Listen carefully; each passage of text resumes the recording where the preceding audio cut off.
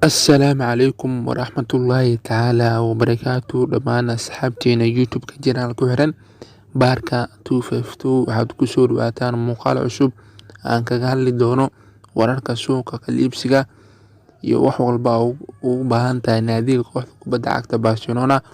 Haddaa channelka baarka 252 ku cusub tahay subscribe saaro si ay kuu soo gaaraan muuqaalada soo socda.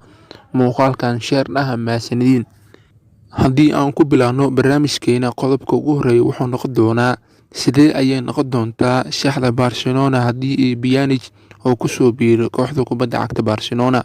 Kooxda kubadda cagta Barcelona ayaa la soo warinayaa in aad u dhowdahay inay la soo seexato xiddiga khadka dhexe kooxda Juventus Pjanic, xiddiga xulka qaranka Bosnia-Herzegovina, kaasoo la sheegay inuu ku riyoonayo inuu ku biiro kooxda haysata horyaalka La Liga.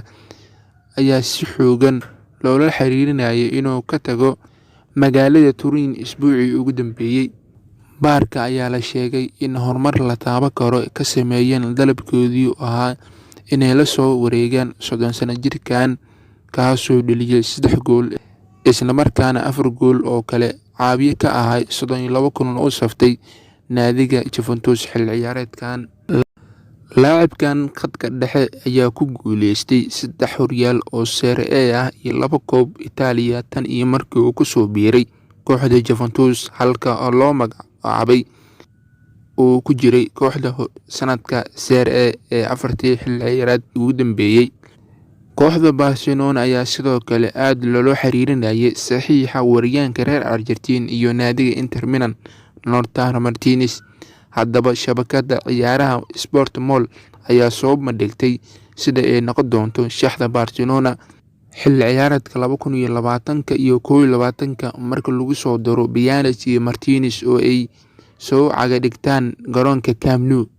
Guusha waxaa lagu xushtay 4 daafac waa Roberto Pique, Clement Lenglet, Jordi Alba, khadka dhexe waa Busquets, waa De Jong, waa Pjanic, weerarka 3 xaflaha waa Messi, Griezmann, Martinez. Samuel Umtiti ayaa waxaa si weyn u jecel agaasimaha ciyaaraha ee PSG, wuxuuna ku bedeli karaa Thiago Silva haddii uu ka tago kooxda reer Faransa Paris Saint-Germain. Haaland ayaa la weydiiyay shaqsiga uu dooran lahaa Messi iyo Ronaldo, laakiin wuxuu yiri kama jawaabayo taas. Waxaa la weydiiyay mar labaad kuma guuleysanayo Ballon d'Or-ka 2020, wuxuuna yiri Messi. Wargeyska Mundo Deportivo ayaa maanta ciwaan uga dhigay boggiisa hore Neymar oo wadaxaajood kula jiro Barcelona sidii dib ugu soo laaban lahaa Camp Nou.